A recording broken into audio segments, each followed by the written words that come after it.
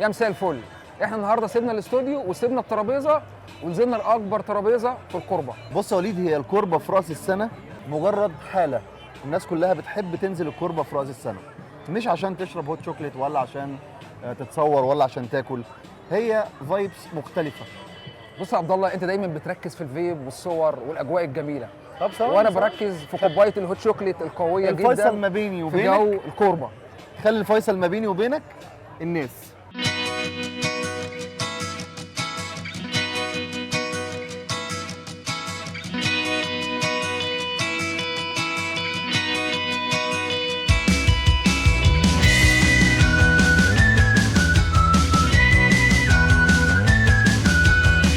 بص يا وليد، كوبايه الهوت شوكليت دي عالميه. المارشميلو مع الهوت شوكليت، بص مديه الفايب في حته تانية. بص يا عبد الله، سيبك انت من الفيب. الهوت شوكليت قوي، طعمه تقيل جدا، جميل سخن. افتكر يا وليد، لو الناس عاوزه تطلب هوت شوكليت، عاوزه تتصور معاه ولا تدوقه؟ انا مش هقول لك الطعم ولا الصوره ولا الفيب. تعالى ننزل نسالهم انا وانت لايف ونشوف مين بيحب الصوره ومين بيحب الجوده. بس انا عاوز اتصور معاه. يلا بينا. الاجواء العالميه والشتاء يلا بينا. هي دي الاجواء بتاعه الهوت شوكليت. يلا بينا.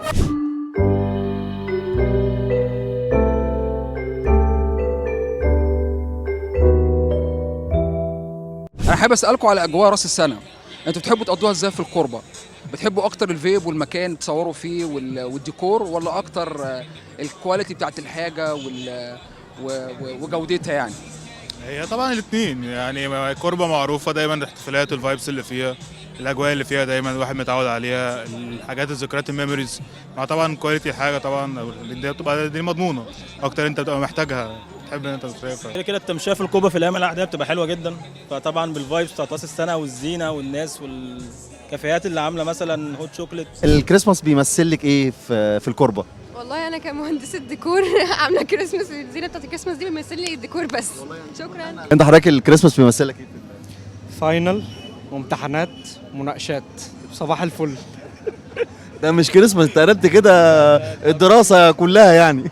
انت حضرتك يعني في نفس الفاينل، بس هو في شويه بهجه يعني، بنمتحن بس. ايه البهجه؟ قول لنا، احنا عاوزين نسمع بهجه بعد اللي احنا سمعناه. يعني شكل الشوارع واحنا ماشيين والزينه في كل حته، الناس مبسوطه. شايفين الكلام اللي هو يعني متشاف. طيب انت لو معاكي 500 جنيه تحبي تاكلي بيها وتشربي بيها لوحدك ولا تتبسطي مع اصحابك؟ لا، كل لوحدي. بيتزا سموكي برجر من من مطعم بحبه جدا، بس لوحدي طبعا. وانت؟ لو 500 جنيه هسافر. هتسافر ب 500 جنيه؟ 100 جنيه. وحضرتك؟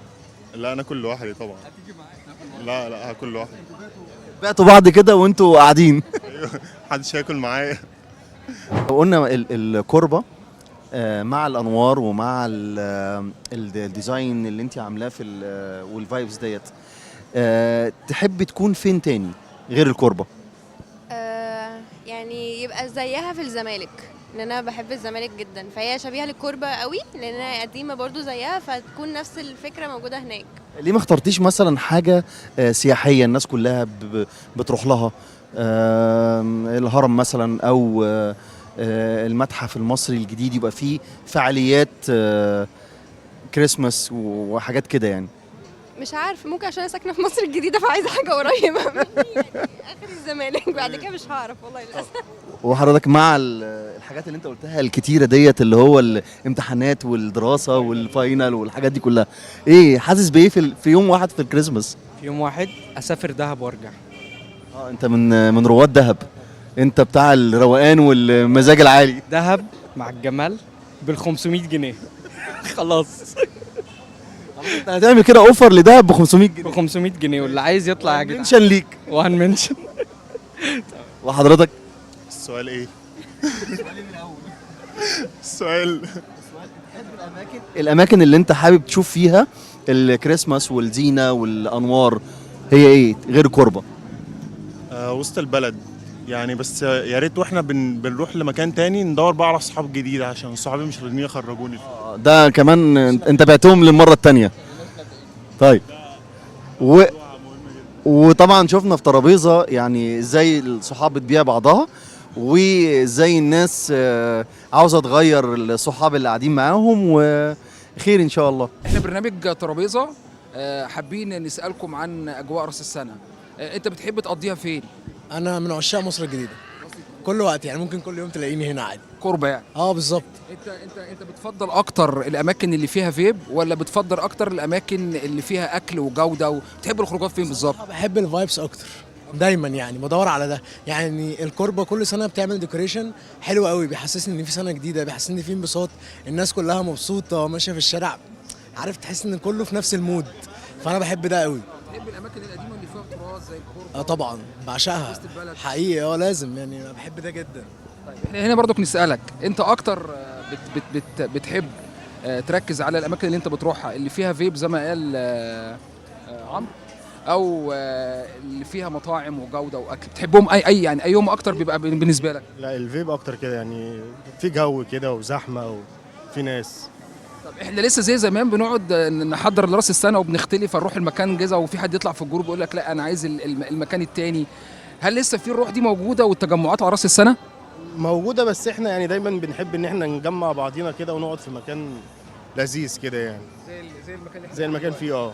طيب عمرو برضو كان عايز اسالك، انت بتميل اكتر للستايل القديم ولا الستايل الجديد؟ التجمعات بتاع راس السنه في البيت والفشار والكيكس والحاجات اللي في البيت، ولا بتميل اكتر للصحبه والخروج والتجمعات الخارجيه؟ بالنسبه لي بحس ان كل سنه ليها حالتها وليها وقتها. يعني ممكن في مره لو خلاص احنا ظبطنا مع اصحابي ان احنا هنخرج نعمل اي حاجه جديده، الكلام ده كله. وساعات بيجي وقت كده في سنه من السنين او وقت اللي هو انا حابب اقعد في البيت اشرب هوت شوكليت جميل كده واعمل الفشار اعمل هوت شوكليت والفشار الجميل واقعد اتفرج على حاجه وخلاص، بدينا سنه جديده جميله وخلاص. طيب انا برضو عايز اسالك سؤال، انت لما تيجي تختار مكانين مطعمين معينين، انت دايما عمرو بيحب يروح ياكل منهم، اختار مطعمين معينين بتحب تروح لهم او تبقى متردد عليهم، هم اكثر زياراتك يعني؟ نفس يعني هقول لك اسامي الاماكن ولا الاكله اللي انا بحب اكلها مثلا؟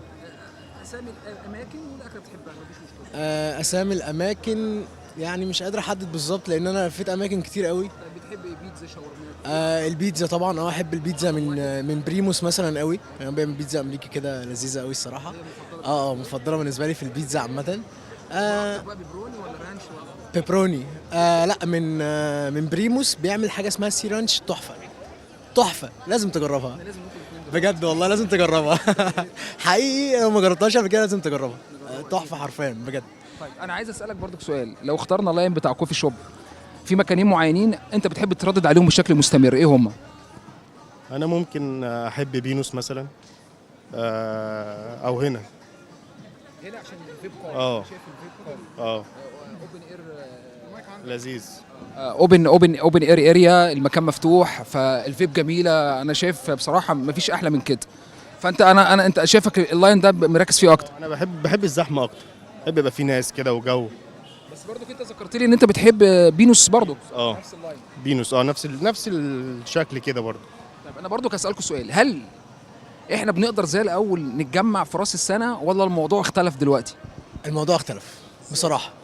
يعني فكره انك دايما بتكلم حد فهو مشغول بحاجه او بشغل او الكلام ده كله، يمكن عشان الدنيا بقت سهله اكتر شويه، فانت ما بقتش تعتب على حد لما تيجي تكلمه ان انا مش هقدر اكون معاك، فخلاص يعني انت تمام.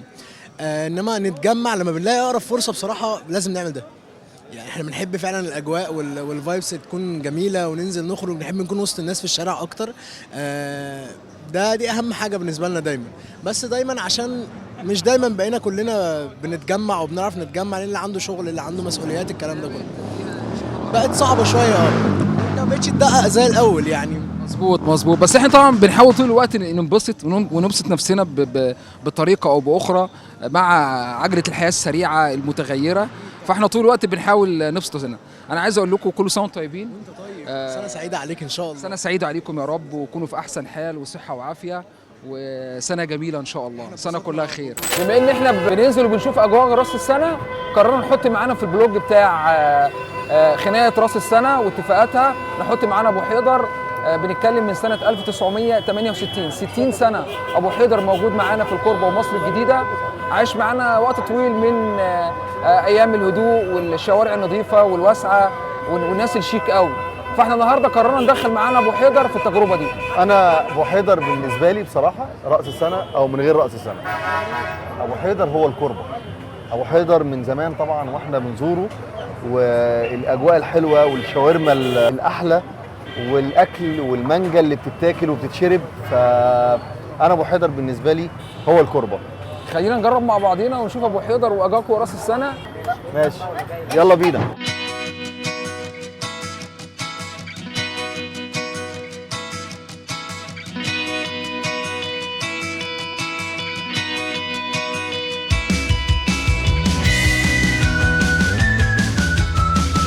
طبعا عبد الله انت ما قدرتش تستنى. طبعا ابو حيدر بقى واللحمه والكايزر والنعناع، طبعا الطعم قصه.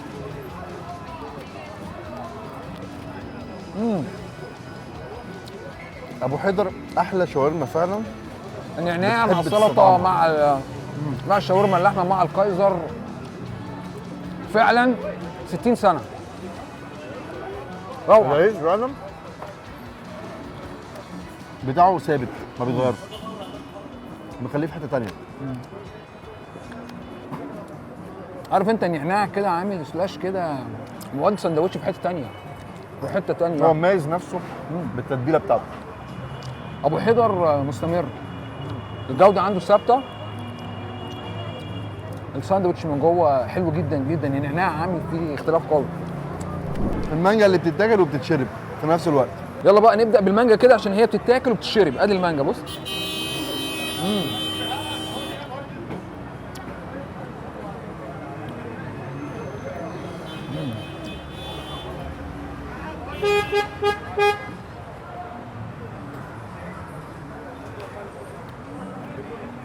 ابو حيدر 60 سنه من ايام الشوارع الواسعه الهاديه، الاناقه، الشياكه. ابو حيدر يعني كوربه واجواء جميله في راس السنه اللي ما تتعوضش. مساء الخير، ازيكم؟ نور، عامل ايه؟ ايه الاخبار؟ كله بخير. ميري كريسماس. ميري كريسماس. اجواء الكوربه بتمثل لكم ايه في الكريسماس؟ طبعا فايبس حلوه قوي قوي، والديكوريشن تحفه وكل حاجه حلوه قوي. والاكل مش عايزين ننسى الاكل. باريس مصر هنا. فعلا باريس مصر. لا ده بجد هنا الاجواء والفايبس. على فكره يعني ابو حيدر من الاماكن اللي بتميز الكوربه، وناس كتيره ليها ذكريات معاهم. انتوا ذكرياتكم ايه؟ المانجا طبعا رهيبه. ايوه فعلا صح، المانجا اللي بتتشرب وبتتاكل. كل حاجه كل حاجه. لا بجد. قولوا لي ذكرى حلوه كده، كل واحد يقول لي ذكرى حلوه كده معاه في الكوربه عموما. الكوربه النهارده كانت احلى ذكرى النهارده عملناها، اللي هو الروف من فوق والفايبس بتاعت المكان والديزاينز كده اللي هو الحاجات. والصور لا كل حاجه تحفه. تيجي الكوربه عشان تتصور ولا عشان تاكل؟ لا اكل واعيش الفايب من غير ما اتصور عادي. يعني لو معاكي 1000 جنيه تصرفيها على اصحابك ولا تاكلي بيها لوحدك؟ يا ريت يا رب يكفينا بس. اكل بيها معاه. متعرف بيك؟ عبد الرحمن. كيفك يا عبد الرحمن؟ الحمد لله. من وين؟ من جنوب افريقيا. نورت مصر. بنورك. تيجي ابو حيدر كتير؟ طبعا ده المكان الاساسي اللي انا لازم اجي كل ما انزل مصر. طيب انت علاقتك بابو حيدر بقى لها كام سنه؟ بتاع 5-6 سنين مثلا. من ساعه ما جيت وابويا بيقول لي يعني اول ما تيجي مصر لازم تروح ابو حيدر. لازم ابو حيدر. لازم. انت عارف ابو حيدر من سنه 1968، يعني احنا بنتكلم عن 60 سنه. لا اول مره اسمع الكلام ده بصراحه. ابو حيدر من سنه 1968، فاحنا بنتكلم تقريبا عن 60 سنه. ابو حيدر في الكوربه عصر اجواء الهدوء، الشوارع الفاضيه الجميله المنظمه، فهو عاش معانا تجربه التطوير على المدى الطويل 60 سنه. طيب ايه اللي بيعجبك في ابو حيدر مختلف عن بره؟ طعم الشاورما، وبصراحه احلى حاجه بحبها عندهم العصير المانجا. انت نورتنا. والاجواء في مصر مختلفه في راس السنه؟ طبعا بس يعني بالنسبه للبلاد بره راس السنه بتبقى كلها اجازات وكده، وهنا في مصر لسه الحياه عايشه وكله صاحي وكله بينام في الوقت ده، واحنا جايين هنا نجيب اكل الساعه 12 بالليل، فيعني جو حلو يعني هنا. اول مره نشوفها كده بره البلاد اللي احنا عايشين فيها. انت نورتنا ونورت البلد كلها، وكل سنه نستناك كده في صحه وعافيه. تعرفتش بيك؟ ياسين احمد. ياسين كيفك؟ الحمد لله والله الحمد من وين يا ياسين؟ انا من لندن. نورتنا في مصر حبيبي نورك. شو قصتك مع ابو حيدر؟ كم سنه مع ابو حيدر؟ اول سنه. اول سنه. طب والتجربه عامله معاك ازاي؟ يعني وصف لنا التجربه في ابو حيدر مختلفه عن بره، ولا طعم الشاورما، ولا شو الوضع، ولا الفيب؟ لا طعم الشاورما احلى. يعني ايه المميز فيها؟ قول كده تاني. طعم الشاورما ايه المميز فيها؟ يعني بحبها يعني جوسي كده وممتاز.